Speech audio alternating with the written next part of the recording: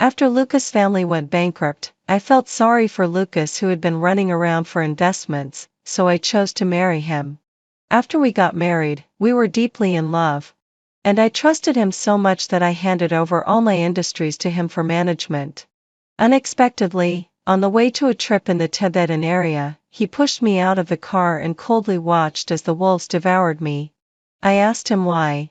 He said viciously, "If it wasn't for you insisting on marrying me, Isabella wouldn't have been so depressed as to jump into the river. She died so painfully. Why do you get to live such a comfortable life?" Only then did I realize that he hated me so much. When I opened my eyes again, I was back on the day when I went to his house and proposed marriage. "Luna, if you marry Lucas, you can just be a housewife in peace after marriage. And hand over the industries to him," Lucas' mother said as she sat in front of me, looking at me haughtily. "After all, you know that the situation of our Lucas family is different from yours. We don't like women to be constantly in the limelight." I was stunned. The sharp pain of being torn apart by the wolves seemed to still linger in my body. It took me a long time to realize that I had been reborn. Reborn to a time when everything hadn't happened yet. After coming to my senses, I lowered my head, looked at the share transfer agreement I was about to sign, and then tore it to pieces. Lucas' mother stared at me in a daze, pointing at me but unable to say a word for a long time. Looking at Lucas' mother in front of me, I smiled sarcastically. She pretended to be doing it for my own good, but in fact, the only two words written in her old eyes were greed. If she had told me in my previous life that Lucas already had a girlfriend, I wouldn't have made this proposal. Since God has given me a chance to be reborn, this time I will definitely not repeat the same mistakes. "I don't agree." A loud voice came from behind me. Lucas kicked open the door and rushed in, viciously picking up something from the table and throwing it at me. Before I could react, the tea mug landed precisely on my head. In an instant, I couldn't hear any sound around me. Blood slowly trickled down from my head, staining my white dress red. I took a deep breath, and my vision went dark for a while. Lucas grabbed my face, with veins bulging on his neck. He roared, "Who do you think you are? You don't have the right to decide my life." Looking at his expression, I suddenly realized that I wasn't the only one who had been reborn. "Don't you know that I have a girlfriend? Or perhaps," he sneered, "does Miss Luna want to be a mistress? Lucas, if you want to go crazy, get out and do it." Lucas' mother was startled by him and slapped the table hard. The warm blood flowed onto his hand, and Lucas let go of me with a look of disgust in his eyes. I sat down on the sofa in shock and picked up a napkin from the table to casually wipe the blood from my head. Even though I had seen his heartless look in my previous life, somehow, my heart still ached. Lucas didn't love me. It was only at the last moment of my life that I was willing to admit this fact. I turned my head to look at him and said sarcastically, "The Luna family is too small to accommodate a big shot like your family." Just as I was about to walk out of the door, Lucas suddenly called out to me. I ignored him, but Lucas grabbed my hand. His strength was so great that it almost dislocated my wrist. My face turned pale with pain. I tried to shake off his hand but couldn't, and he pulled me back. "Let go." Meeting my red eyes, he smiled unfearfully. "Since you're here, you might as well meet my wife." A petite girl came out from behind him. With round almond-shaped eyes, she called out softly, "Mom." It seemed that she was very embarrassed. And after saying this, she shrank into Lucas' arms. Lucas Adams' apple moved, and he stared at her shiny lips and kissed her, not caring that I was still there. "Luna. Call her sister-in-law," Lucas said. Lucas was only 1 year older than me. When we were young, he always flirted with me and made me call him brother. But now, my fingernails dug into my palm, and it hurt a bit. The woman seemed to have just noticed me. She struggled out of Lucas' arms, with a red face. "Why didn't you tell me your sister was here?" Lucas lowered his eyes and said gently to her, "Isabella, you're too innocent. She doesn't just want to be my sister." The moment I saw the woman's face, I felt icy cold all over. It was her. Isabella punched his chest, then turned her head and smiled at me, with undisguised provocation in her eyes. In fact, I knew Isabella. In high school, she and I were good friends who told each other everything. Even my girlish crush on Lucas, I told her every detail. But later, it was she who took the lead in isolating me. As a result, I suffered from severe depression for a long time. Even now, when I see her, my body can't help but tremble. Then you two can continue to be affectionate here. I'm leaving now. My body's reaction was almost uncontrollable. My voice trembled as I pushed the door open and rushed out. When the cold wind blew on me, I seemed to come to my senses and touched my face. Tears mixed with blood flowed down. It was raining outside. The rain dripped down from the ends of my hair. I stood by the roadside, soaked through. A car sped past me. The wheels ran over the puddles, and the splashed muddy water splattered all over me. I stepped aside to dodge but lost my balance and fell into the muddy water. Are you blind? Can't you see the car? The car braked sharply in front of me, and the driver rolled down the window and cursed. The place where Lucas' family lived was rather remote. I waited for a long time before a taxi finally came. As soon as I got in the car, the special notification sound of my phone rang. I instinctively opened my phone. Lucas, who rarely posted on his WeChat moments, updated a set of posts. As long as I'm with you, happiness won't be far away. The pictures were of his hand holding Isabella's and a large field of roses in the background. And he even specifically reminded me. I moved my fingers and gave it a like. I calmly typed out 99. The next second, Lucas' call came in. If I didn't answer, he kept calling. The taxi driver smiled at me. Little girl, you and your boyfriend have a really good relationship. I was taken aback and shook my head. He's not my boyfriend. He's the one who hit my head. The driver's expression changed immediately, and he mumbled, "You can't have a man like that." I smiled non-committal lie. Then I blocked Lucas' number. Luna, don't have any wrong ideas. I know you've been reborn too. He sent me a series of messages on WeChat. I read them word by word. My heart felt a little bitter. In the end, I only typed one word, okay. It showed that the other party was typing. Be a good girl. After I inherit your mother's family property in the future, I'll save you a position as a shareholder. In my previous life, I took his pride into consideration. I lied to him that my mother had always regarded him as her heir. Who knew that he actually took it seriously? Looking out the window, I smiled at my past naivety. Lucas, then let's see if you can be as carefree as in your previous life without me this time. I took out my phone and made a video call to my mother. My father passed away when I was 3 years old. Before he died, he only left my mother and me a bankrupt company and a mistress living outside. I don't know how my mother got through that period. I only know that no one has been able to hurt her since then. After ringing 3 times, the video call was answered. My mother was lying on the beach in the Maldives, smiling and teasing me. Aren't you supposed to be with your little fiancé now? Why did you think of making a video call to me? In my previous life, my mother's plane crashed. Before she died, she transferred all the company shares to my name. But I was so stupid that I gave all my trump cards to Lucas. After my mother said this, she looked at the camera. When she saw the wound on my head, her eyes turned cold. How did you get that? My eyes became moist. Only when she asked that question did I seem to find a support, and tears welled up in my eyes involuntarily. Lucas. Even though I knew the idea of being reborn was too absurd, I still hoped that she would believe me. After listening to everything I said, the smile that had always been on her lips gradually disappeared. The Lucas family is just a parasite relying on our family. Where do they get the nerve to want to take our place? She tapped on the table. And I knew what she was thinking. I quickly said, don't withdraw the investment. My mother paused and said sarcastically, how did I give birth to such a love-struck daughter like you? In the camera, her hand slowly clenched into a fist, as if she wanted to fly back and teach me a lesson right away. I smiled. I want to let him rise to the highest point and then fall hard. Early the next morning, I planned to inspect the shopping mall under my family's name. As soon as I went in, I saw Lucas walking in with Isabella in his arms. Meeting my gaze, a trace of disgust flashed in Lucas' eyes.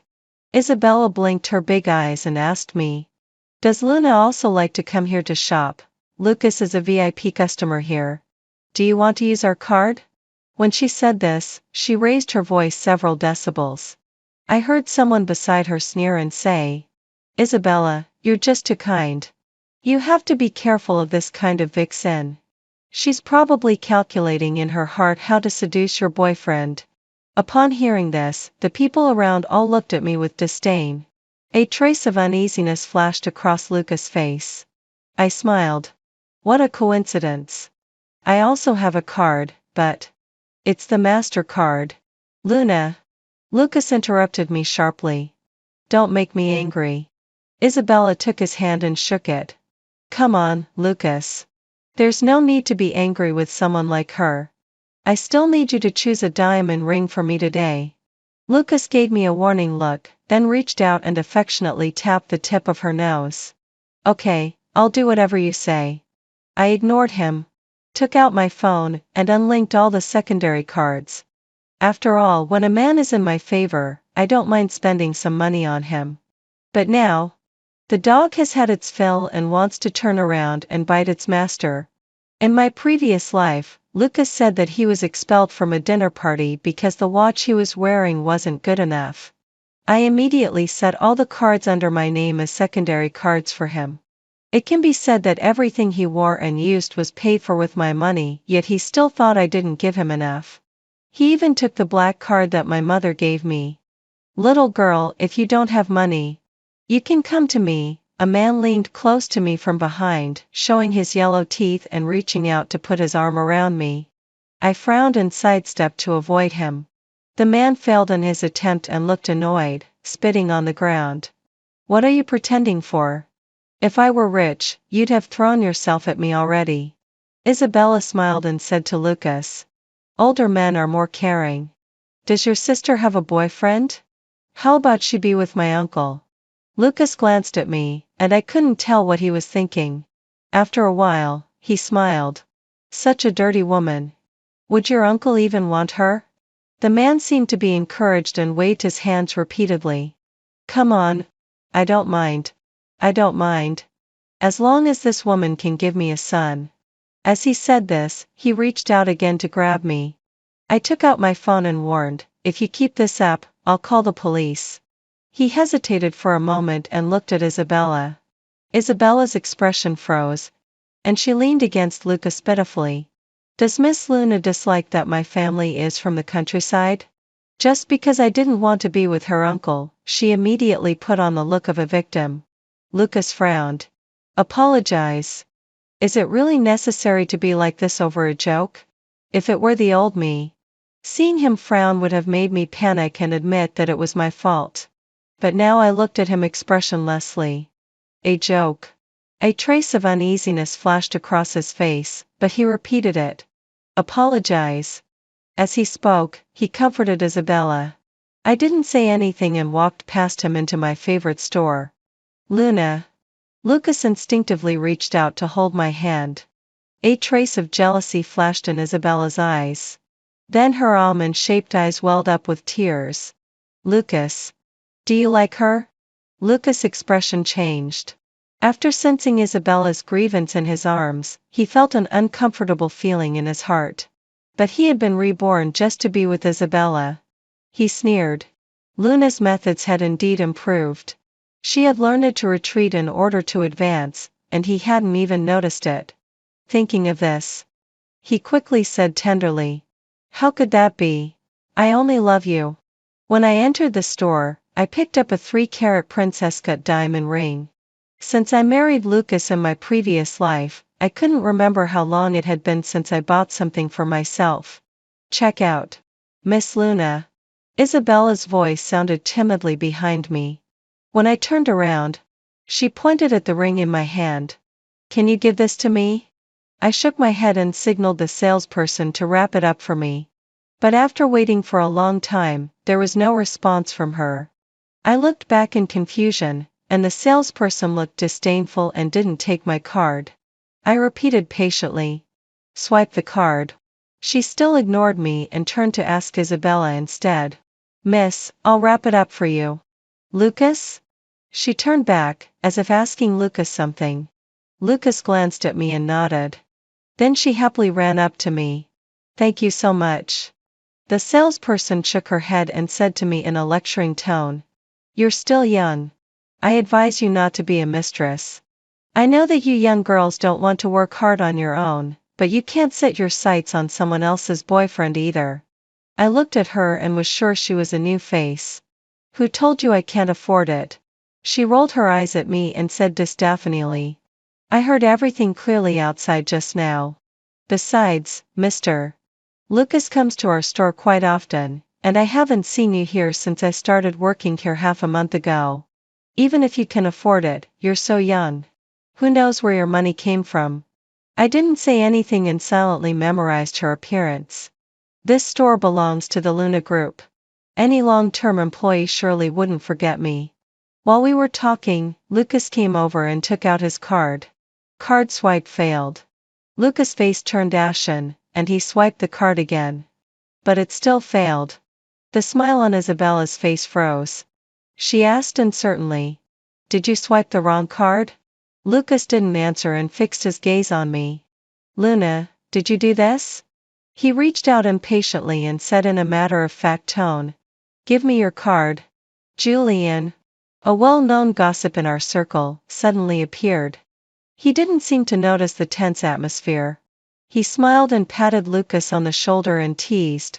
Aren't you two about to get married? Luna surely won't refuse you for such a small thing. Right?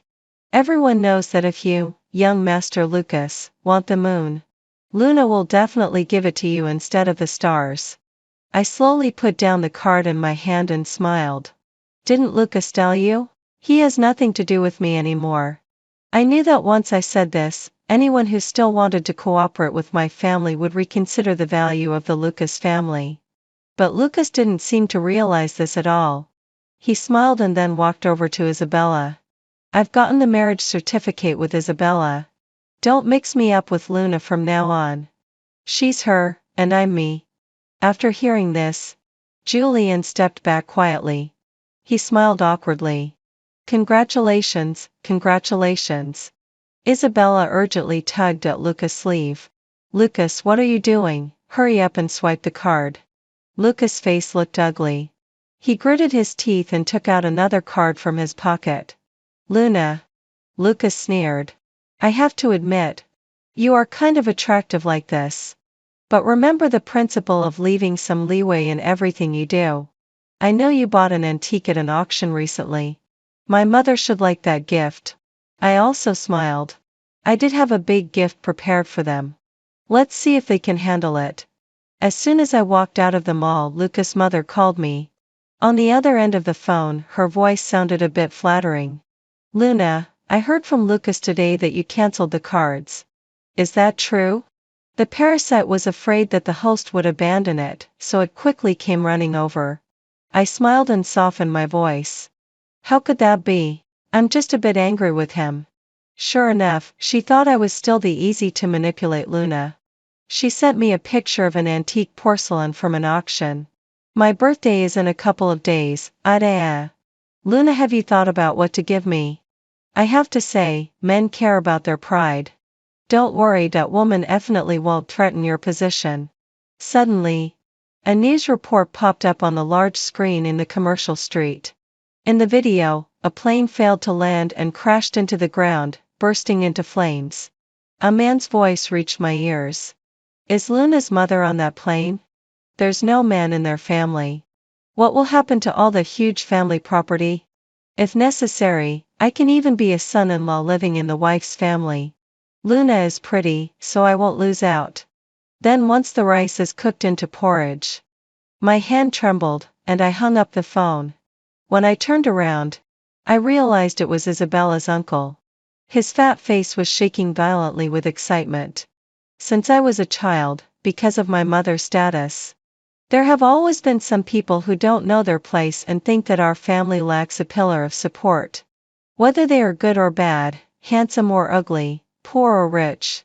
They all came to our house with that kind of attitude and blatantly said to my mother, "You don't have to go to the company anymore in the future." My fingernails dug deep into my palm, and I walked over and slapped him. A red mark immediately appeared on the man's face.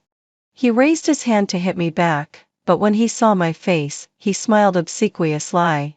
"Miss Luna, I didn't recognize your true status before. How about this? I'll treat you to dinner tonight." Just as I was about to scold him, a pair of big hands landed on my head. Lucas' voice was unusually gentle. "Cry if you want. I know you're feeling very sad right now. Don't worry, with me here, the family property won't fall into the hands of outsiders. I've already prepared the share transfer agreement. I'm just waiting for you to sign it." As he spoke, he took out a piece of paper. I didn't know when he had started preparing it. I did have some feelings for him when I wanted to marry him before. But the most important thing was that I still had control of the money. He was just in charge of managing the company, and I was happy to have an easy time. How could he think that after killing me, he could still get his hands on this money? Seeing that I didn't respond, Lucas became a bit anxious. He stuffed a pen into my hand and urged me. I took the pen and, under his expectant gaze, snapped it in half. Lucas looked at me with a dark expression and gripped my shoulder with his big hand. "Don't push me." I raised my head frivolously, and my bangs fell over the wound. "What, are you going to hit me?" Lucas thought of himself as a gentleman and was always gentle with women. But seeing my disdainful expression, my surge of nameless anger welled up in his heart. His palm came down swiftly and forcefully. I wasn't prepared at all, and the corner of my mouth bled as I fell to the ground. Isabella let out a cry and rushed over. Her high-heeled shoe stepped heavily on my hand. A sharp pain shot through my hand, and I instinctively pushed her away in a struggle. Her eyes were filled with tears, and she fell to the ground following the force of my push. "Miss Luna, I know you don't like me, but I really just wanted to help you out." Lucas pulled her up and said impatiently, "Enough." Looking at his expression, Isabella stopped crying and glared at me resentfully. "Even if you don't write it, I have other ways." His foot rolled over my hand, and I gritted my teeth so hard that the flesh in my mouth was bitten through. Watching him walk away with Isabella on his arm, I told myself to wait a little longer. When I got home, I treated my wounds and fell asleep on the bed. When I woke up, it was already the next day. The sunlight shone on my face through the window. I groggily opened my phone. A bunch of text messages popped up. Most of them were messages of comfort from the company's shareholders. One message caught my attention. It was a video. Lucas stood in the conference room in a neat suit, wearing a false look of pity on his face. "Everyone, I know we're all very sad about the chairperson's accident. But the group can't be without a leader for a single day. Luna and I are going to get married. It's better for the group to be in the hands of a man like me than in Luna's hands." After he said this, the atmosphere became a bit quiet. After a moment, a man who had once courted my mother was the first to nod in agreement. "Well said. Luna is just a delicate young lady. Where does she have the ability to lead the company to a higher level?" The person filming the video had a slightly shaking hand. And the video ended after this segment. I didn't know how many people at the scene actually supported him. I planned to go to the company. When I opened the door, I found that it was locked. The sound of footsteps was getting closer. I retreated to the bed and pretended to be still asleep. Lucas pushed the door open and came in. I then remembered that I had changed all the passwords to his birthday before to make Lucas believe in my love. A cool sensation came over my face, and his voice was slightly hoarse. "You're so silly. The password for the door is still my birthday." He didn't care if I responded or not and just kept talking to himself. "I know it was you who asked your mother to withdraw the investment from my company, but I don't blame you." I opened my eyes and said sarcastically, Master Lucas, instead of showing your loyalty to me here, you might as well go and comfort your little wife. Lucas' face froze and he increased the strength in his hand. The ice was so cold that I shuddered. You're always so assertive. Can't you be a bit more obedient? Obedient. Be obedient and then be pushed out of the car by you? The light shone on his face, and his handsome face had a deep frown. Well, you're still alive now, aren't you? What a thing to say, still alive. At this moment, the pain from my previous life welled up completely, and I trembled all over. I casually picked up the vase on the cabinet and threw it at him. He tilted his head to avoid it, and a look of panic appeared on his face. Are you going to hit me? His tone was as if I had wronged him.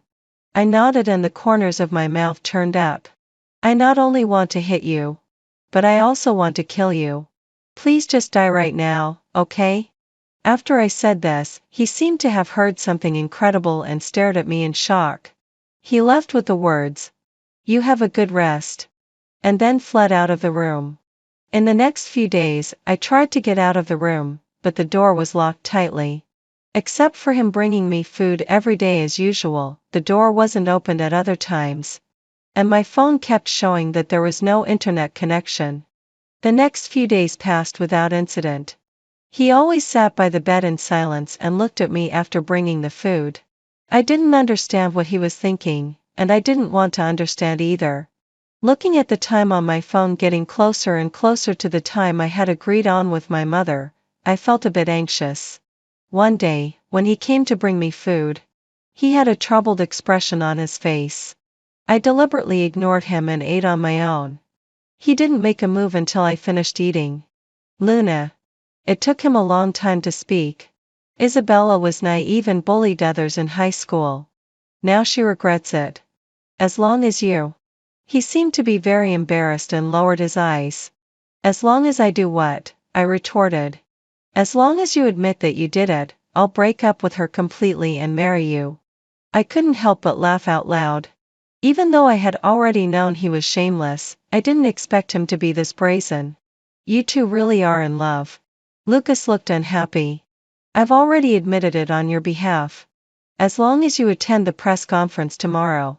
Before he could finish, I nodded simply. He seemed to be surprised that I agreed so readily. He stood there stunned, and then he happily hugged me. I felt nauseous, and I almost vomited up the food I had just eaten. I knew you still had feelings for me in your heart. I'll always treat you well as long as you don't bully Isabella. I didn't say anything and lowered my eyes. Under the light, our shadows looked like a couple deeply in love. I softly called out Lucas. And he hugged me even tighter with his arms. Suddenly, the bedroom door was pushed open. Isabella rushed in with a pale face. Seeing this scene in front of her, her eyes were bloodshot. She quickly stepped forward, pulled Lucas away, and then raised her hand to hit me. I was quick to block it and then used one hand to slap her back. Luna. A shrill voice rang out in my ear. She had completely torn off that innocent disguise and revealed her true colors. When she was about to hit me again, Lucas finally reacted and pushed her away. Isabella lost her balance and fell to the ground. She looked up at Lucas in disbelief. Lucas looked impatient. I've already made her take the blame for you. What else do you want? It's not enough. Isabella stood up and shouted. Her hair was stuck to her face, making her look a bit disheveled. I want her to be ruined and become a person hated by everyone. Her mother made my mother unable to live a good life. But she herself lived so comfortably. Why? Only then did I notice that her eyebrows and eyes were somewhat similar to my father's. No wonder she had always stared at me with hateful eyes when we were at school. I didn't even realize that she was the daughter of that mistress from back then. Are you done making a scene? Lucas slapped her in the face with his backhand, his eyes cold. It's your mother's own choice to be a mistress. Don't blame others. She covered her face and looked dazed. After a long while, she murmured. You hit me? Yes, I did hit you. Now, get out of here. After saying this, he sat back on the chair and didn't even look at Isabella. Isabella had a gloomy expression. She stared at him for a long time from behind and then slammed the door and left without saying anything. I didn't understand how the two of them, who had been fine just a few days ago, could suddenly have such a big change. As if he could see my confusion, Lucas looked at me and said gently, "It has nothing to do with you. It's time for her to calm down." He was like this. When he loved someone, he wanted them to live, and when he hated someone, he wanted them to die. It was me before, and now it was Isabella. It wasn't until it got dark that Lucas reluctantly walked out. "You have a good rest and get ready for the press conference tomorrow." On the day of the press conference, Lucas put the bracelet that was passed down to daughters-in-law and his family on my hand. I had fantasized about this countless times in my previous life. It should have been a nice day, and he would hug me and say he loved me. But now that I had it, I lowered my eyes and looked at the obvious flaw on the bracelet. I realized that it wasn't all that special after all. "Luna, this is the last time." He took my hand and gently kissed it. "As long as you serve a 1-year prison sentence for Isabella, I promise I'll marry you back home in style." I didn't give him any response and pulled my hand back forcefully. Lucas smiled, thinking that I had agreed. There were a lot of people in the venue, and the flashing lights were so blinding that I couldn't open my eyes. When Lucas saw this, he instinctively turned sideways to block the light from me. I looked closely at his eyebrows and eyes. He still looked like the boy who used to comfort me in the past. But I knew that he had completely gone bad. "First of all, thank you all for coming," he said in a solemn voice. "My wife was naive and bullied a girl when she was at school. Now she has repented and is willing to admit her mistake from back then. I hope you can forgive her." Isabella stood among the crowd. After hearing him say that, she let out a long sigh of relief and glanced at me. It was as if she was saying, "See, I still won in the end." After saying that, Lucas motioned for me with his eyes to come up and admit it. I adjusted my skirt and walked up. I said in a clear voice, "I just want to show you a video, the truth about this matter. That person isn't me." As soon as I finished speaking, the large screen behind me played the video that had been widely circulated online. "Miss Luna, the protagonist in the video didn't show their face. How can you prove that the person isn't you?" As the reporter spoke, he aimed the flashlights at my eyes. My vision went white, and I was so dazzled that I couldn't see clearly. I instinctively covered my eyes. I heard Lucas say softly, "All right. I will set up a foundation to compensate other people in the world who have been bullied. I hope everyone will stop discussing this matter." Wait a minute. The door of the venue was suddenly pushed open, and the figure in high heels walked up to me. My mother helped me up and said in a clear voice, "Am I not late?" I rubbed my ankle and shook my head. As my mother spoke, she took out a USB drive from her bag. "Before Luna confesses her guilt, please take a look at this." At this moment, the large screen lit up again, and the second half of the video was played. A girl was cornered, with red eyes and trembling all over. After the camera shook for a while, it focused on the girl's face. It was me. Then came the surveillance footage, showing that it was Isabella who had brought people to me. The microphone in Lucas' hand fell to the ground. He looked at me in disbelief. I guessed that he wanted to ask how my mother had survived, and why I hadn't done as he had said. Isabella let out a scream and tried to rush onto the stage, but was stopped by the security guards below. The contemptuous looks that had been cast on me just now were now all directed at her. "Luna, isn't it better for you to just stay beneath my feet obediently? Why do you have to get up and be so annoying? Your mother is a bitch, and so are you." As she spoke, she broke free from the security guard's restraint and rushed up, trying to scratch my face with her nails. My mother suddenly grabbed her wrist and slapped her across the face. "This slap is for my daughter." My mother said coldly, "Now, let's talk about the embezzlement of public funds by you, Lucas." Ever since Lucas saw the video just now, he had been standing there dumbfounded. It was only after hearing what my mother said that he seemed to come to his senses. His voice trembled, and his eyes were bloodshot. "Luna, I'm sorry. I interrupted what he was about to say. Save your apology for the police. The evidence of your embezzlement of public funds has already been submitted. My mother patted my hand, and there was obvious encouragement in her eyes. I smiled, stepped forward and slapped Lucas, then whispered in his ear. This slap is for the one you gave me on my face that day. After the press conference ended, my mother gently rubbed my face with a lovingly concerned expression. You've suffered these past few days. I smiled and touched her hand. The warmth from her palm made me clearly aware that my mother was still alive. It wasn't hard at all. The company that Lucas had painstakingly established was ultimately declared bankrupt. His mother called me, and her tone was no longer as haughty as before. She spoke in a shrill voice, pleading with me to spare her son. At that time, I was admiring the newly bought antique. I coldly refused and asked her to return all the jewelry that I had given her before. She was silent for a moment, and then she cursed. Who do you think you are? You're just a bitch with a bit of money. I laughed out loud. Yeah, I just have a bit of money. If you don't return the things within 3 days, I'll sue you. After the press conference ended, Lucas disappeared without a trace. And Isabella disappeared along with him. 3 months later, I saw the news of Lucas getting into a car accident on the news. Isabella drove and hit him, sending him flying more than 10 meters away. The surveillance showed that she was laughing maniacally before hitting him. Lucas, you've ruined me, and I'm going to ruin you too.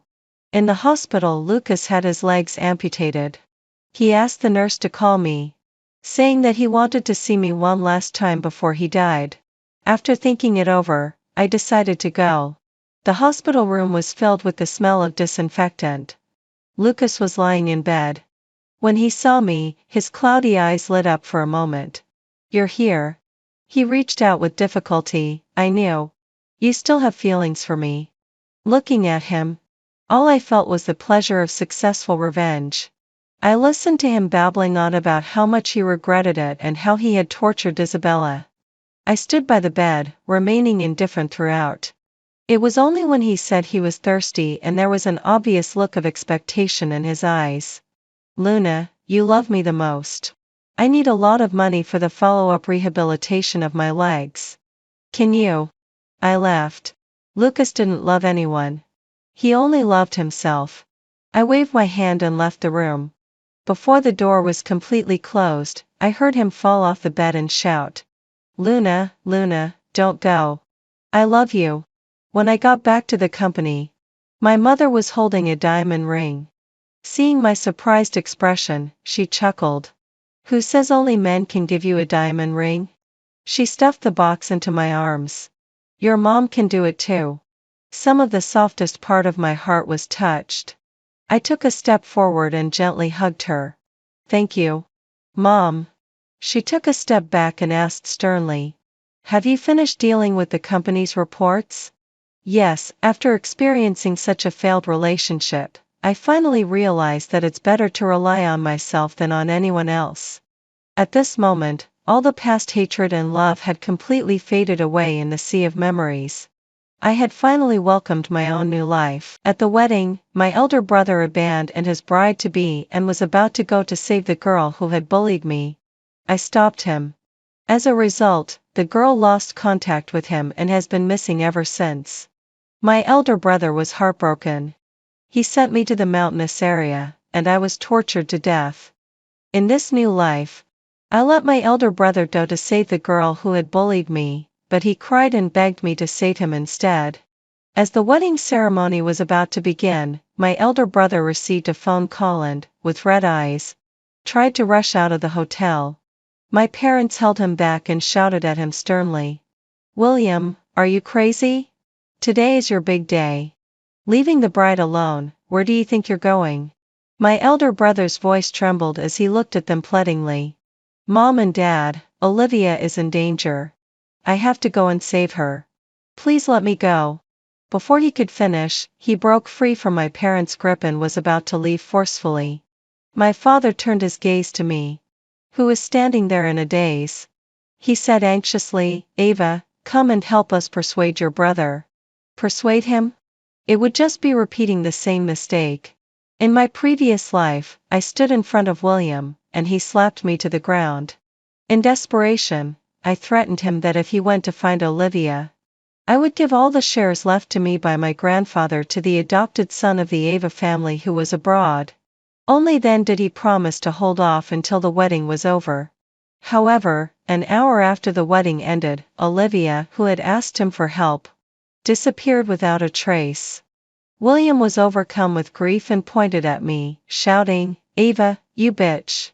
It's all your fault. If it weren't for you stopping me, Olivia wouldn't have had an accident, and she wouldn't have gone missing." He lost his lover, and my parents also said that it was all my fault. They asked me to give him all my shares as compensation. But on the night when the share transfer was successful, I lost my last bit of value. William drugged me and sent me to the mountainous area, selling me to a bachelor in his 60s. He said, "Olivia has lost her news. Then you should also experience the feeling of losing all news in this world." In the days that followed, I felt as if I was in hell. I was only able to be free when I was tortured to death. I came back to my senses, suppressed the sarcasm in my heart, and spoke gently. "Mom and Dad, my brother's lover is in danger. If my brother doesn't go, he will regret it for the rest of his life." My parents looked at me in disbelief. I had always hated Olivia, who had bullied me, to the core. In matters related to her, it was simply impossible for me to remain calm. My parents knew this very well, which was why they wanted me to help stop him. As a result, not only did I not support them, but I actually supported William instead. "Ava, are you crazy too?" my mother exclaimed in excitement. Realizing that she might attract others' attention, she quickly lowered her voice. "The Ava group is now in crisis and needs a marriage alliance to get through it. If your brother goes to save Olivia, what will happen to the company? What about the face of the Ava family?" I lowered my eyes and pretended to be aggrieved, saying, "Mom, I'm sorry. I just think my brother's happiness is more important." William's eyes were filled with disappointment towards his parents. He turned his head and looked at me with gratitude and guilt. "Ava, what Olivia did to bully you in the past, it was both her and my fault. After I save her, we will definitely make it up to you. When I was in my senior year of high school, because I stopped Olivia from bullying others, I became a thorn in her side. She scratched my face, dragged me into the toilet and forced me to drink toilet water. And let more than a dozen people beat me up, leaving me with permanent scars all over my body. I told my parents about this at that time. When William heard about it, he even vowed to avenge me. But I didn't expect that he fell in love with Olivia, who had bullied me. Not only did he get intimate with her, but he even stopped my parents from dealing with her through the school. It would have been better if William hadn't mentioned it. Once he did, my hatred for him and Olivia grew even deeper. I suppressed my surging emotions and obediently shook my head, indicating that it was all in the past. William gave me a deep look. Taking advantage of my parents' slackening hold, he shook them off forcefully and ran out. When it was learned that the groom had fled the wedding, the banquet hall was in chaos. The Emma group is a prominent family in Ming City and has never suffered such humiliation. They brought the bride and blocked my parents, demanding an explanation. My parents couldn't give a proper reason and could only send people to look for William everywhere. They were as anxious as ants on a hot pan. But before they could find him, the emergency center called first. The doctor said that William was in critical condition and his life was in danger. My parents were so scared that half of their wits were gone. When we arrived at the hospital, he was still in the operating room. Olivia was sitting at the door of the operating room, giving a statement to the police. The moment my mother saw her, she rushed up excitedly and grabbed her hair fiercely. "Bitch! It's all because of you seducing my son that he left the wedding and got into this accident." This time, the sinner of the whole family was finally no longer me when being scolded. I just calmly watched this farce. Olivia let out a scream of pain, and it took the policeman a great deal of effort to pull my mother away. She hid behind the policeman, and her deer-like eyes were filled with tears. "I'm sorry, Auntie. I didn't mean to. It was William who took my phone before and set himself as my emergency contact. That's why things turned out like this, woo woo woo." When my mother heard this, she became even angrier. She covered her chest and tried to calm her breathing. Are you blaming my son for going to save you after seeing the message?" Olivia shook her head innocently. But the corners of her mouth curled up in a smile that was hard to detect. This pervert must still be indulging in the pleasure of William treating her as his life. The hospital is a place where loud noises are prohibited. With the policeman present, the noisy scene quickly quieted down. Olivia began to recount what had happened between her and William. She said that someone had kidnapped her, and a masked man tried to throw her into the sea to drown her. Her hands and feet were tied up, and she was locked in the trunk. She could only send out emergency distress signals by continuously pressing the emergency button in her pocket. After William found her according to the address of the distress message, he got into a fight with the man. But he couldn't match the strong and burly man. After being knocked unconscious, his arms were cut off by the man, and he was thrown into the sea along with his severed limbs. When the man was about to deal with her, the sound of a police siren came from a distance. And that's how she managed to save her life. The police fished William out of the sea and sent him to the hospital, but they couldn't find his two severed arms. Now his life and death are unknown, and it's very likely that he won't be able to survive. After hearing Olivia's words, my mother slumped to the ground. She murmured, "You mean William's hands can't be found? There's no hope of re-attaching them?" Olivia remained silent, which was an implicit admission. The family members of the Emma family who were waiting for news immediately decided to call off the engagement. The daughter of our Emma family can't marry into a family and take care of a useless person for the rest of her life. A disabled person couldn't possibly become the heir of the Ava group anymore. Me business marriage alliance was originally about getting what each side needed. Businessmen never make a loss-making deal. Besides, it was their son who was at fault for fleeing the wedding in the first place. The Emma family just calling off the engagement was already showing mercy to them. My father had a stern face and reluctantly agreed. He pulled my mother up and calmly sat down on the chair. His expression when looking at me was a bit different from before. I knew that he had set his sights on me. My elder brother had an accident, but I was still available for a marriage alliance to save the Ava group. I just pretended not to notice and walked to the corner of the hospital and dialed the number on the other side of the ocean. "Hello, who is this?" After a long beep, Julian's hoarse voice came from the phone. Only then did I remember that it was still the middle of the night in country A. "Julian, my brother is dying. You should come back quickly. The Ava family is about to change." I took a deep breath and pretended to be grief-stricken as I finished speaking. On the other end of the line, there was a long silence. I could only hear some faint noise and his steady breathing. Julian is the grandson of my grandfather's close friend.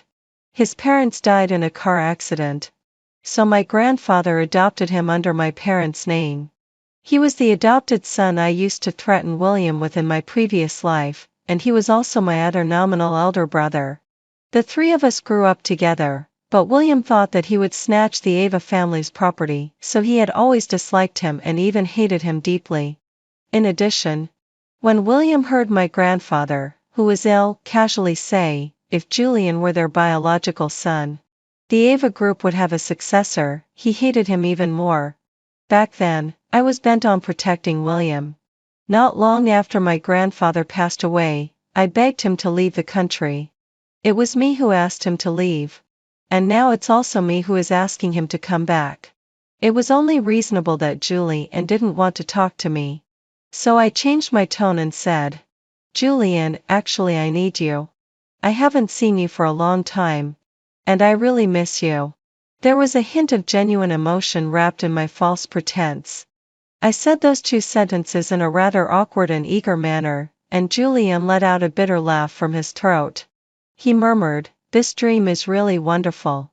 Did he think that my calling him was all just a dream? Sure enough, He had been a fool since he was a child. I just said to my grandparents at his parents' funeral that I wanted him to be my brother too, and later he actually did everything I asked. Even when I begged him to leave the hometown where he had lived for more than 20 years. My heart started beating inexplicably faster, and this strange feeling made me feel a bit annoyed and embarrassed. Julian, so what's your answer? I deliberately raised my voice, trying to make him wake up quickly. He paused for a moment on the other end and finally reacted. I heard him sigh and say somewhat helplessly, "Okay, I'll come back." Thinking that Julian was about to return, my heart filled with hatred seemed to lighten up a lot all of a sudden. I put away my phone and went back to the door of the operating room. My mother frowned and looked at me unhappily. "Ava, your brother is in such a state, and you still have the mood to call someone?" Before I could answer, Olivia interrupted from the side. "Ava, William likes me. You can't take your anger out on him and be so indifferent to him. After all, he is your own brother." Since my senior year of high school, I've known that Olivia has a serious tendency to be violent. She can't resist killing small animals cruelly, and she also can't help but kick and beat the homeless people on the street. Bullying classmates at school is just the most ordinary one among her evil deeds. In front of others, she is an innocent and scheming girl. She is best at using a coquetess and way to win others' trust and sympathy. If it were in my previous life, I would definitely be provoked by her and get so angry that I would quarrel with her. However, having lived this life again, I've learned her tricks.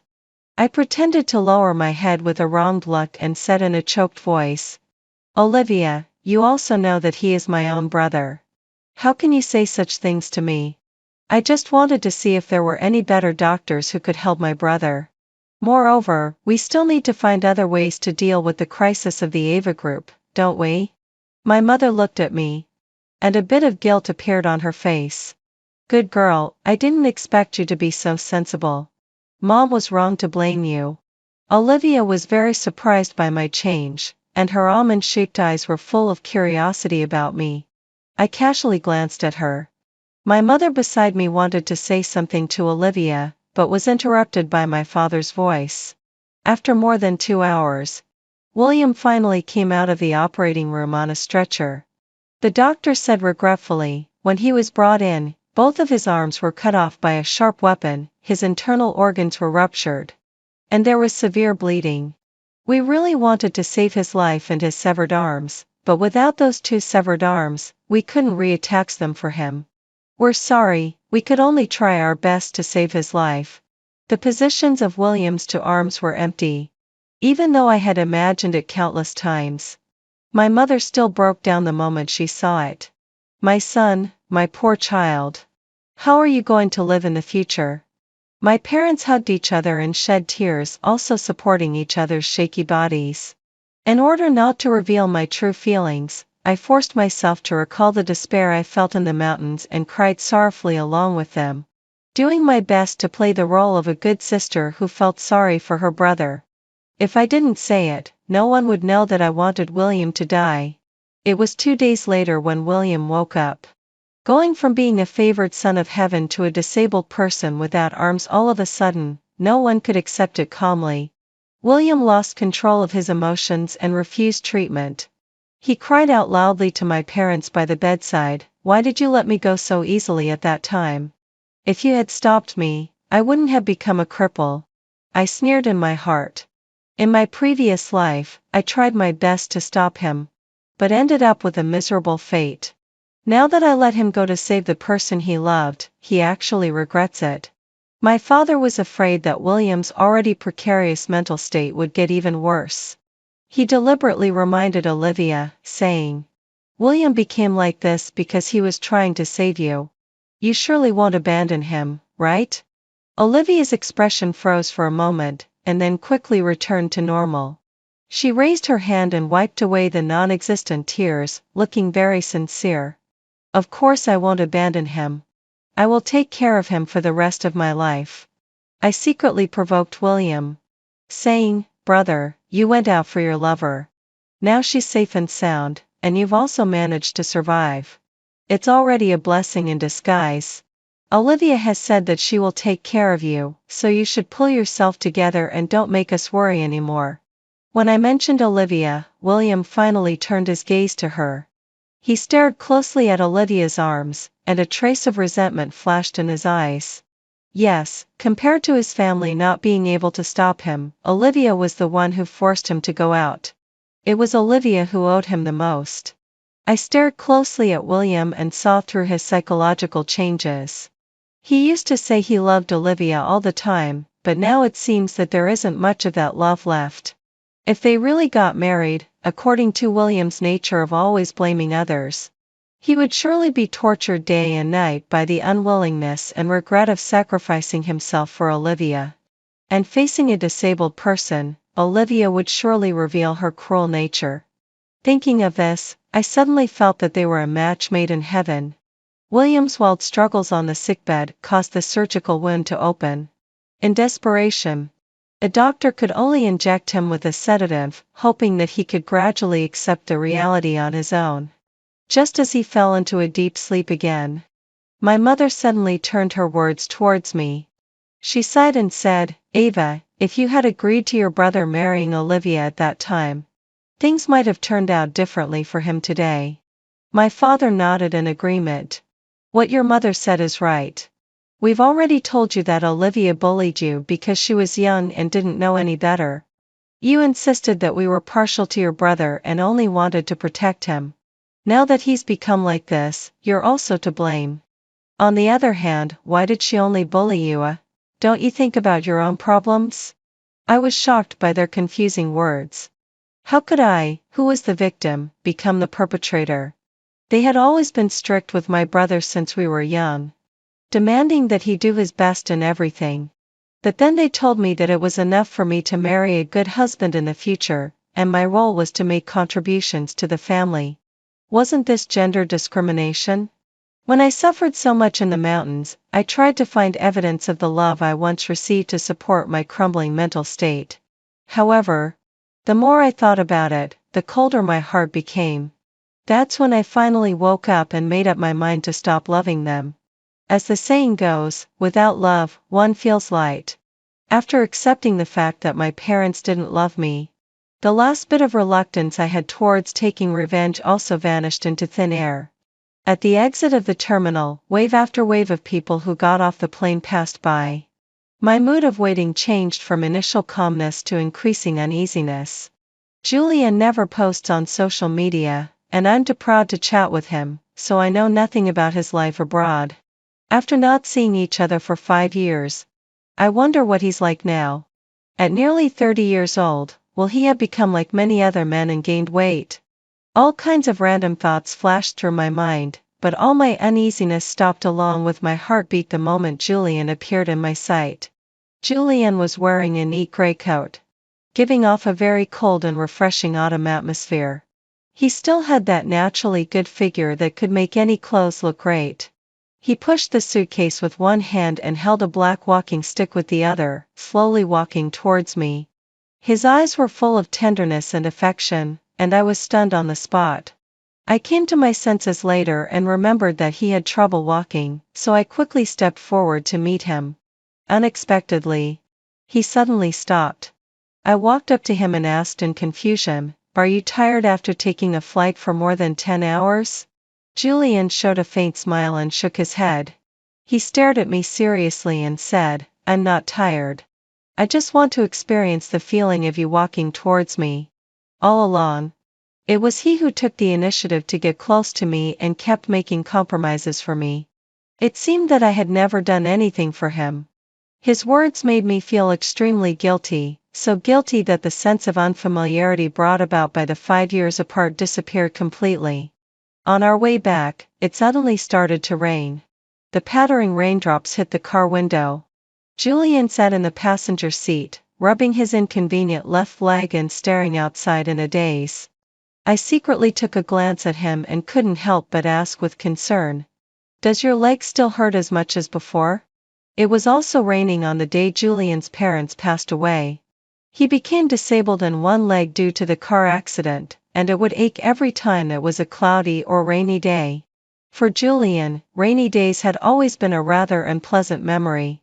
As if he was used to it. He said softly, "It's much better these years. Back then, you specially helped me choose a country with nice weather. It's warm all year round and I really like it." "Sorry." I immediately apologized guiltily. "I've never blamed you." He paused. Then turned to look at me. "What about you? Have you been doing okay these years when I was away? Did you call me suddenly because you've suffered some grievances?" It would have been better if he hadn't mentioned it. Once he did. Those deeply buried emotions surged up again. I was driving and held back my tears, but my eyes were red from the effort. Julian frowned. "Ava, stop the car. I want to hear you explain clearly." The car stopped by the side of the road temporarily. The sound of the turn signal clicking rhythmically rang in my ears. I took a deep breath and asked tentatively, "If I said that I was killed by William once, would you believe me?" I told him everything about being bullied after he left, as well as the matter of my rebirth, and also informed him about William's current situation. Julian's deep eyes were filled with gloom and hostility. He asked me coldly, "How do you want to take revenge on William and that Olivia?" Did he really believe me? I was stunned for a few seconds, and then I smiled and said, "What William cares about most isn't Olivia, but the Ava Group. So I want to ask you to help me take control of the Ava Group. I have 15 of the shares left to me by my grandfather, you have 10, William has 10. My parents together have 16, and the rest are in the hands of various major shareholders." Julian slumped back into the passenger seat. "So you asked me to come back because of the shares in my hand?" I answered with a nervous thinking he wouldn't be willing.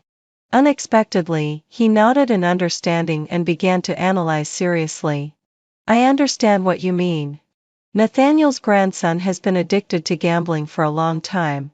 He probably owes a lot of gambling debts these years. Hundi was on good terms with your grandfather and has always looked down on Ava's parents. I'll go and persuade these two first. You go and gather the shares of the individual shareholders. In this way, the shares we hold together will definitely exceed theirs. As for the final shareholders meeting, don't reveal our cooperation in advance. I'll go and contact the participants in advance." He considered things very thoroughly. And his ideas coincided with mine. I just felt an overwhelming sense of security. The rain gradually became much lighter. Then the hazy rain curtain, the continuous honking of car horns reminded me that the car couldn't be parked by the side of the road for too long. I quickly asked Julian where he wanted to go. As a result, he chose a place that was unexpected to me but also reasonable. William used to love mocking Julian for being a cripple, so Julian decided to take this opportunity to get his revenge. The moment Julian appeared in front of William's hospital bed, William broke down as expected. He gritted his molars and his eyes were red. "What are you doing back here? My parents were also in the ward." Julian didn't hold back at all and said, "Of course, I'm back to laugh at you." My parents' expressions changed. And they both reprimanded him in unison and very tacitly. "Julian, shut up." Julian smiled unfearly. "Uncle and Auntie, I'm sorry. When I lost my parents and started using a crutch, William always liked to laugh at me. I thought it was a normal thing at that time. My parents had never liked Julian. They only adopted him back then to please my grandfather. Now that my grandfather was gone, they didn't bother to pretend anymore." My father raised his hand and pointed to the door, saying sternly, "Our Ava family doesn't welcome an outsider showing off here. Get out immediately." Julian smiled at my father. "An outsider? Then it would be better to make the Ava family mine, wouldn't it?" After saying that, he looked at me again. "You tricked me into going abroad back then and made me suffer a lot alone. It's time for you to pay your debt." My father's eyes widened. He couldn't believe that an adopted son with no foundation, relying on those few shares, dared to openly challenge us. As if he suddenly remembered something, Julian said, "William's father, you married into our family. Aren't you and I both outsiders? In fact, I should call you Uncle Lee. Right?" The fact that my father married into the family was a lifelong pain for him. He was so angry that he was panting heavily and rushed up to hit Julian. If he really did it, and the matter of bullying the adopted son got out, the reputation of the Ava family would probably be ruined. Although my mother was angry, she was still somewhat rational. She quickly grabbed my father. But William was unhappy. He couldn't move now and was counting on someone to vent his anger for him. He kept urging my parents while scolding Julian. Coupled with my parents bickering, the ward was in chaos for a while. The voices of the three of them were so noisy that my head was about to explode. I deliberately pushed Julian out of the door in a fierce manner and closed the door of the ward with force. Only then did the world become quiet. Julian and I entered the hospital separately. Coupled with his attitude towards me just now, in the eyes of our family, we had already broken up. In a corner where they couldn't see, Julian put away his venomous appearance and smiled like a spring breeze. He whispered to me, "Ava, how was my acting?" It was more than just good. It was to the extent that it could really piss off the three people in the room. I was afraid they would be suspicious. So I didn't dare to stay outside for too long. After saying a few words to Julian, I quickly pretended to be angry and returned to the ward. Acquiring shares requires a large amount of capital. In addition to the cash left to me by my grandfather, I also saved a lot through the dividends from my shares and some of my usual investments. When I wanted to give the money to Julian, he refused. That's when I learned that he had founded his own company abroad. In just 5 years, its scale was almost catching up with that of the Ava Group. No one knew Julian's true strength, so naturally, no one took his words seriously.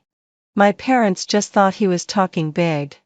Because they thought that even if they acquired the shares held by other shareholders, it would be impossible to exceed the shares held by our family. But they couldn't have imagined that there was a traitor like me in the family. Time passed quickly. And Julian's and my plan was going smoothly. On this side, William's wound had finally healed pretty well. I was being thoughtful and carefully peeling an apple for him. Yet, the moment he brought up the actions Julian had taken, he couldn't resist throwing in some sarcastic remarks about me. "Ava, I've always said that he has a wolfish ambition and isn't a good person. You didn't believe me back then, but now the facts are right in front of you. Do you regret it now?" My mother snorted softly beside him and began to scold me. "It's all because of you and your grandfather's soft hearts. You brought such a scourge back for me. Our family is in such a difficult situation now. And you're partly responsible for it. You might as well get married as soon as possible. It can also lighten the burden on the family." My father waved his hand to interrupt her. "Stop talking about Ava. This kid hasn't been in the country for so many years. What kind of trouble can he cause? Moreover, getting married isn't a trivial matter. We need to examine it carefully." My mother shed tears. After raising her for so many years, would I treat her badly? "I think the kid from the Lucas family is nice. He happens to like our Ava too. I'll invite him out another day and let the two kids meet first." My father quickly agreed. Yes, that kid is really good. The Lucas family has a big business. If Ava marries into their family, she can enjoy a good life. What's more, it will be of great help to our family's company. I approve of this marriage." One of them played the good cop and the other played the bad cop, just like many times in the past, and they started to PUA me. They were natural mathematicians. The little bit of love they gave me was just enough for me to be a filial and obedient daughter. My grandfather had already seen through this, so he transferred the shares to me and secretly left me a large sum of cash. At that time, he should have been hoping that I could wake up, stay away from my parents and go to find my own vast world. After a long time, I suddenly understood his intentions. But unfortunately, he was no longer there. My parents' words couldn't sting me anymore. I raised my eyes and said lightly, "After I get married, you'll definitely want me to take care of my husband and children. Then I might as well give my shares in the Ava Group directly to Julian." My brother frowned beside me. "Ava, are you threatening Mom and Dad?" I spread my hands and looked innocent. Marrying someone I don't like and living a numb life for the rest of my life, what's the difference between that and forcing me to death? Whoever wants to force me to death is my enemy. As the saying goes, the enemy of my enemy is my friend. Mom thinks I brought back a scourge. Then I don't mind helping this scourge one more time. My mother looked at me in surprise. She couldn't believe that her well-behaved daughter in the past could become so tough. She asked me, Ava, how could you become so selfish? I smiled and said, yes, I'm being selfish. Isn't that allowed? My parents were too scared to mention the matter of my getting married anymore. After all, if I gave away my shares, the company would change its name and ownership, which was a more serious crisis than the break in the capital chain. I subtly changed the topic. Brother, the situation of the Ava group isn't dead, and with you in this state. I mean, Olivia hasn't shown up for the past 2 days. Could she have run away and left you behind? William's pupils shrank slightly. After a 2-second silence, as if trying to comfort himself, he said softly, no, Olivia told me that she wasn't feeling well and wanted to rest at home for a couple of days. She loves me. She was so sad when I was about to get married last time. She definitely won't abandon me. Once the seed of doubt is planted, it will take root in the bottom of one's heart. Although William said he didn't believe it, the next moment he asked me to pick up the phone and anxiously urged Olivia to get married. Olivia initially got involved with William because of the money of the Ava group. As a psychopath with zero empathy, she couldn't possibly know what love was. But even if it was just acting, once she had been acting for a long time, she had to keep the act going. The wedding of Olivia and William was successfully held in a delicate small church a week later. Not long after the incident of the broken marriage alliance between the Ava group and the Emma group, the wedding wasn't widely publicized. Only the parents of both sides and some close relatives and friends attended. In front of the cross, the bride and groom kissed. I seemed to see 2 demons devouring each other.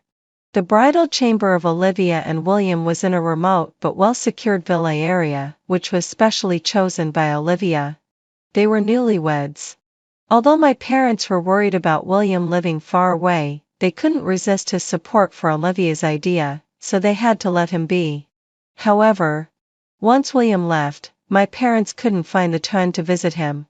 Because the Ava Group's capital chain broke some time ago, and the news that the heir ran away from the wedding and became disabled was exposed online, the company's stock price dropped severely. In addition, Julian's request to hold a shareholders' meeting made my parents extremely busy and they really couldn't spare any more energy. As for me, it was even more impossible for me to care about him.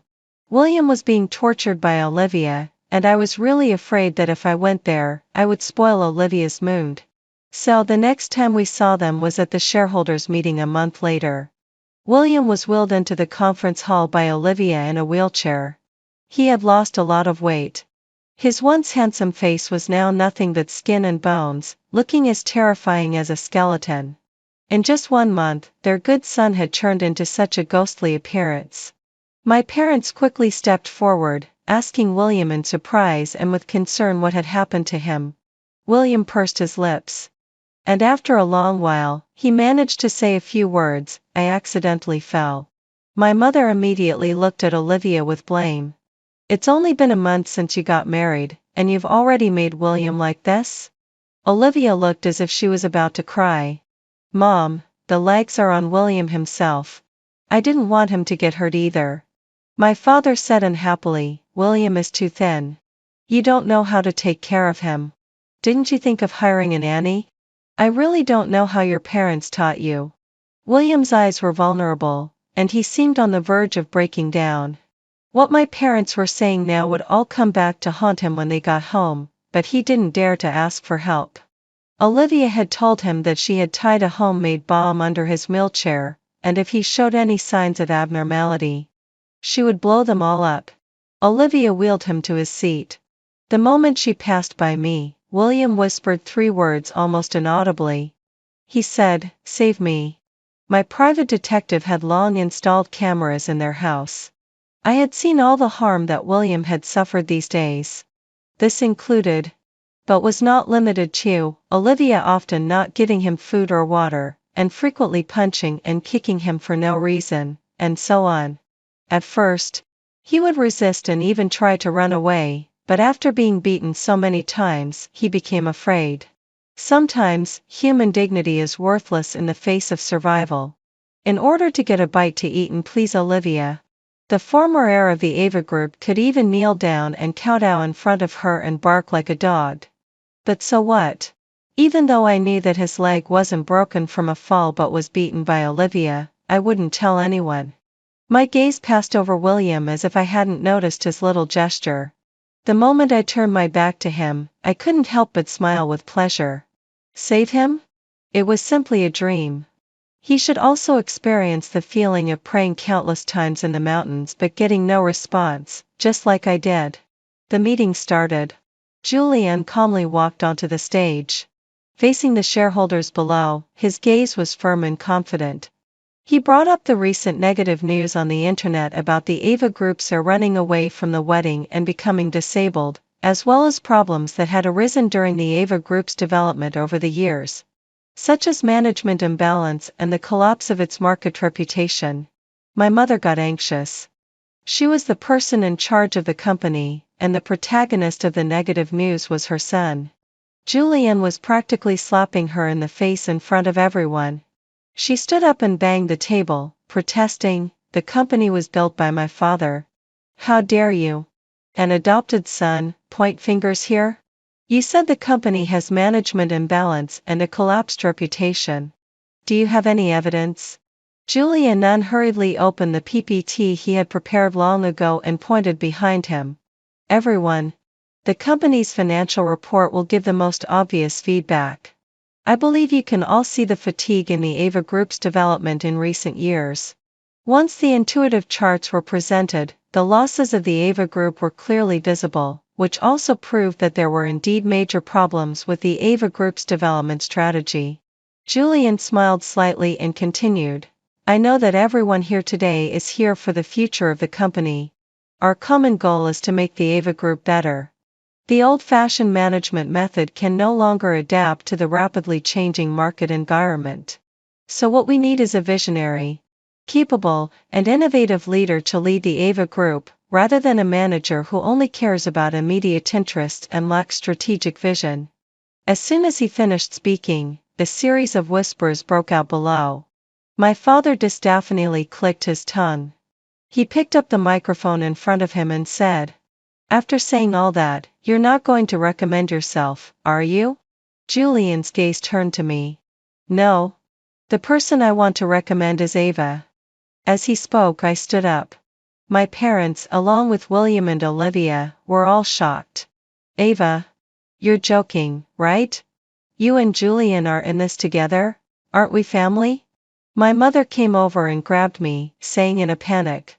I reached out and pulled my hand away from hers, resolutely walking to the center of the conference hall. The lights were bright, and pairs of eyes were fixed on me. Instead of being as nervous as I had imagined, I felt an inexplicable sense of excitement. After introducing myself briefly, I presented an irresistible temptation to everyone. I promised that if I become the president of the Ava Group, I will definitely solve the problem of the Ava Group's broken capital chain within half a month. This was currently the biggest problem facing the Ava Group. Everyone was in an uproar upon hearing this. Olivia seemed very afraid that I would become powerful and have the ability to take revenge on her. She couldn't wait to ask, "Sister, what can you do when even Mom and Dad can't solve this problem? You said you can solve it, but no one can be sure whether your promise is true or false." Upon hearing this, the shareholders all voiced their doubts. And even my family members were looking forward to seeing me make a fool of myself. Of course, I had expected this. I took out my grandfather's will, which clearly stated that all 20 properties and $3 billion in cash under his name were left to me. My parents and William were stunned. William trembled all over with unwillingness, and his eyes were filled with obvious jealousy as he looked at me. Grandfather actually had so much property hidden from us. And he left it all to a girl who was destined to get married. This isn't fair. What era is this? His thinking is still so old-fashioned. I didn't want to hear William's voice anymore. I took my phone and moved it close to the microphone. There was immediately a harsh screeching sound in the speaker. And everyone else instinctively covered their ears with their hands. Only William sat there blankly because he didn't have hands. I deliberately showed a mocking smile. William's sanity collapsed. Like a madman, he used his head to knock everything on the table to the ground. He became the center of attention, and the people around him were also scrutinized. Olivia frowned unhappily and whispered something in his ear, and he immediately quieted down. I clicked my tongue and suddenly thought of a saying. The wicked will be punished by someone even more wicked. After the meeting ended, before leaving, I went to the restroom and unexpectedly encountered a scene where Olivia was having a major meltdown. In the women's restroom, she was pressing William's head into the toilet, making him gulp down the dirty water, and at the same time, she was excitedly scolding him. "You fool, did you really think I planted a bomb under your wheelchair? I just scared you on purpose. But this time it's fake and next time, who knows if it will be real or not." William was lifted up by her and got a moment to catch his breath. He quickly begged for mercy. "Olivia, I was wrong. I'm a fool, I'm a fool." Before he could say much, he was pressed down again. Olivia smiled and said, "When I married you, first it was for your money. Second, it was to annoy that bitch Ava. And third, it was to get a toy that I could beat and scold at will. Unfortunately, Ava doesn't care about you now. Out of my 3 intentions, I've only achieved 2. She risked her life for you when it came to the matter with the Emma group. It seems you're not that important to her anymore." The more she thought about it, the angrier she got, and she kicked William several times in a row. "Why aren't you important to her anymore? Why are you so useless? People who didn't know might think that the person Olivia loved was me." I felt a bit bored listening to this. Just when William was almost beaten to death, I walked in from the corner outside. "Why is it still the same old thing? You liked using the toilet when you were bullying people at school. Are you a piece of shit, Olivia?" Before Olivia could speak, William opened his mouth first. He was lying on the ground. Without his arms to support himself, he could only move towards me like a caterpillar. "Ava, Olivia is a devil. Please help me." I squatted down and said in surprise, "Brother, you loved her so much that you were willing to kill your own sister for her. How could she be a devil?" William shook his head in confusion, looking rather ridiculous. "No, I would never hurt you for her. You are my angel. The angel who came to save me." Olivia laughed. "You two are putting on a show of deep brother-sister affection here. Am I invisible?" I slowly stood up, supporting myself on my knees. Olivia reached out to grab my hair. She said, "Ava, I haven't taught you a lesson for a few years, and you've forgotten the rules, haven't you? You're just as annoying as Emma." The first thing I did after being reborn was to sign up for freestyle boxing classes. Those days in the mountains made me realize that being pale, slender, and delicate means nothing.